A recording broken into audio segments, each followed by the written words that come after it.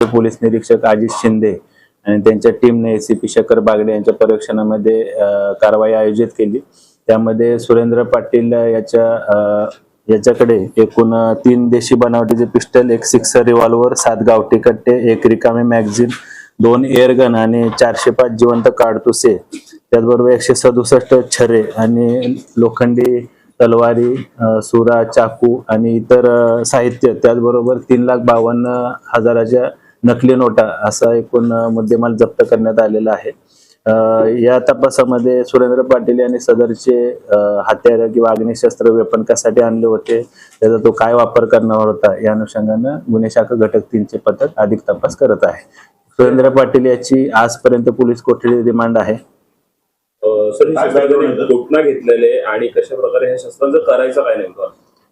ही जी शस्त्र आहे त्यानं कुठून खरेदी केली आणि त्याचा काय वापर करणार होता त्याची तपास अजून सुरू आहे। त्याची आजपर्यंत पोलीस कोठडी रिमांड आहे। त्याचा मान्य न्यायालयाला विनंती करून अजून पोलीस कोठडी रिमांड वाढवून घेऊन त्या अनुषंगाने पुढील तपास आम्ही करणार आहोत। त्यांनी हत्यारे वगैरे सगळी ठेवलेली जागा ती कशा प्रकारे ठेवली तो तपासाचा भाग आहे। त्यामध्ये जे काय ते कायदेशीर कारवाई केलेली आहे, पंचनामा वगैरे करून आणि शस्त्र जप्त केलेली।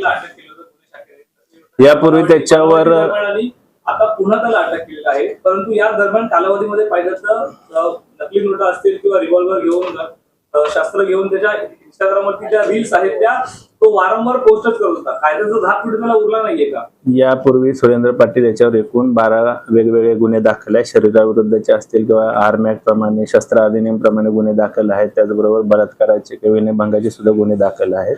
त्याच्यावर योग्य ते आम्ही प्रतिबंधक कारवाई करणार आहोत। त्यामध्ये अजून काही आरोपी असल्याची शक्यता आहे का, ज्यांच्याकडून शस्त्रसाठा मिळू शकतो किंवा काही रक्कम मिळू शकते असं काही? या शस्त्र खरेदीमध्ये किंवा शस्त्राचा वापर करण्यामध्ये त्याच्या सोबत अजून कोणी त्याचे साथीदार होते का, सहकारी होते का, त्या अनुषंगाने देखील गुन्हे शाखा घटक 3 चे पथक तपास करत आहे। तर अशा प्रकारच्या रीलस्टारला इन्फ्लुएन्स होऊन सध्याची तरुण पिढी कुठेतरी भटकते, काय पालकांना मुलांना आव्हान मेसेज असेल जे रीलस्टार अशा प्रकारे खोट्या बंदुकी किंवा पैशांच्या याच्यावर एक वेगळ्या वर्णावर जाताना पाहायला मिळतं? मी या प्रेसच्या निमित्तानं आवाहन करतो की जे कोणी नागरिक आहेत, पीडित नागरिक आहेत, ज्यांची सुरेंद्र पाटील याच्या विरुद्ध काही तक्रार आहे, कारण सुरेंद्र पाटीलच्या विरुद्ध यापूर्वी गुन्हे दाखल आहेत, ज्यांची काही तक्रार असेल त्यांनी गुन्हे शाखेकडे संपर्क करावा। धन्यवाद।